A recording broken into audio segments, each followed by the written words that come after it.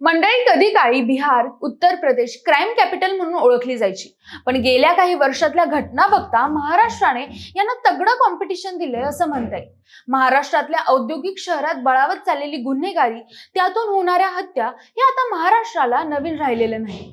कोयता गँग, टोळी नाहीतर मालक असे फॅन्सी हॅशटॅग वापरून सोशल मीडियावर त्यांचं उदात्तीकरण करणं, बदला घ्यायचा म्हणून भर रस्त्यात गोळीबार करणं, नाहीतर त्या एरियात दहशत बसावी म्हणून हप्ता मागायला जाणं, आणि जर तो हप्ता मिळाला नाही तर सरळ कोयत्याचे वार करणं, हे सगळं शहरांमध्ये रोज घडतं। पुणे, बीड आणि त्यानंतर ही गुन्हेगारी आता चंद्रपूरमध्ये फोफावू लागली। बियर बार मध्ये झालेल्या भांडणात पुन्हा ऐऱ्या गैराचा नव्हे तर चक्क एका पोलीस शिपायाची टोळक्याने हत्या केली, तर दुसरा पोलीस शिपाई गंभीर जखमी आहे।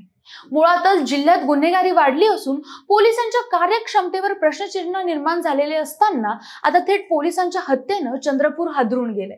नेमकं काय घडलंय हेच आज आपण जाणून घेणार आहोत। नमस्कार, मी काजल आणि तुम्ही पाहताय विशेष भारी। मंडळी, माध्यमातून मिळालेल्या माहितीनुसार चंद्रपूर शहरातील विठ्ठल मंदिर प्रभागात राहणारे पोलीस विभागात कॉन्स्टेबल असलेले दिलीप चव्हाण व समीर चाफळे शुक्रवारी रात्री 9 वाजताच्या सुमारास पठाणपुरा मार्गावरील वैभव बनकर यांच्या पिंक पॅराडाइज या बियर बार मध्ये साध्या वेशात दारू पीत बसले होते। तेव्हाच दाद महाल वार्डातील काही तरुण देखील या बियर बार मध्ये उपस्थित होते। त्यांनी दारू प्यायलीच होती। दिलीप आणि समीरची काही कारणांमुळे दाद महाल वार्डातील तरुणांसोबत बाचाबाची झाली। त्यानंतर ते शाब्दिक भांडण हाणामारीवर आलं। एकमेकांना मारहाण केल्यानंतर तरुणांनी समीर आणि दिलीपला बघून घेऊ असा दम दिला आणि पुढे ते तरुण व ते दोघे पोलीस शिपाई आपापल्या दिशेने चालते झाले। समीरचं घर त्या बियर बारच्या अगदी मागेच असल्यामुळे दोघेही पायीच घराकडे निघाले। घराकडे जात असतानाच दाद महालातील तरुण त्यांची टोळी सोबत घेऊन हातात कोयते घेत समीर आणि दिलीपच्या मागावर आले आणि बेसावध असणाऱ्या त्या दोघांवर सपासप वार केले।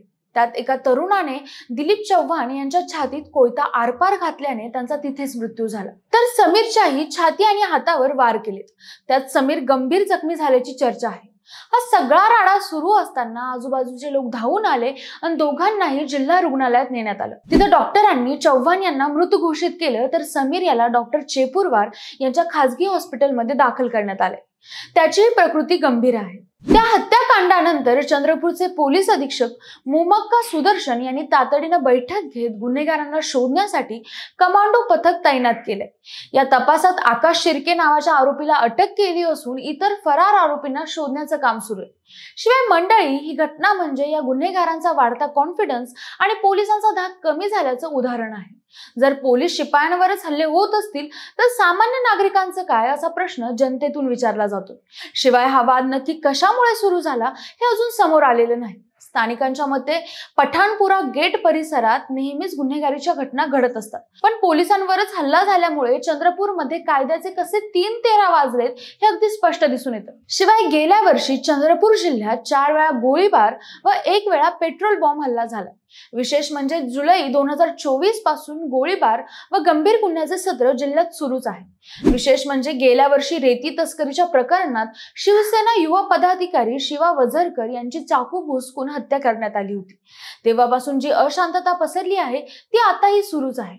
अतिशय शांत असलेल्या या जिल्ह्यात गुन्हेगारांच्या टोळी युद्धाने ही अशांती पसरली आहे। कोळसा, रेती, गुटखा, तंबाखू, ऑनलाईन सट्टा असे कितीतरी अवैध व्यवसाय या जिल्ह्यात राजकीय आशीर्वादाने सुरूच आहे।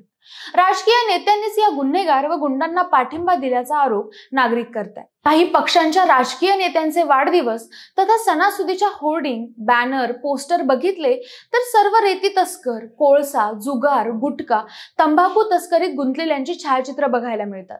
आता तर शहरातील मुख्य चौक, सार्वजनिक ठिकाणी मोठे गुन्हे सहज घडत असताना दिसत आहेत। जिल्हा पोलीस अधीक्षक मुमक्का सुदर्शन गुन्हेगारांना वठणीवर आणण्याचा आटोकाट प्रयत्न करीत असले तरी पोलीस प्रशासन सदर गुन्हे नियंत्रित करण्याबाबत अपयशी ठरले हे घडलेल्या घटनेवरून दिसून येतं।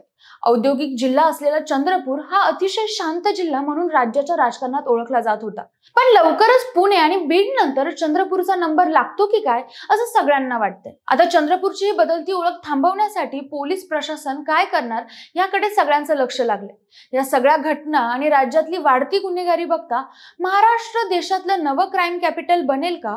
तुम्हाला काय वाटतं? कमेंट करून नक्की सांगा आणि सोबतच आपल्या विशेष भारीला फॉलो करायला विसरू नका।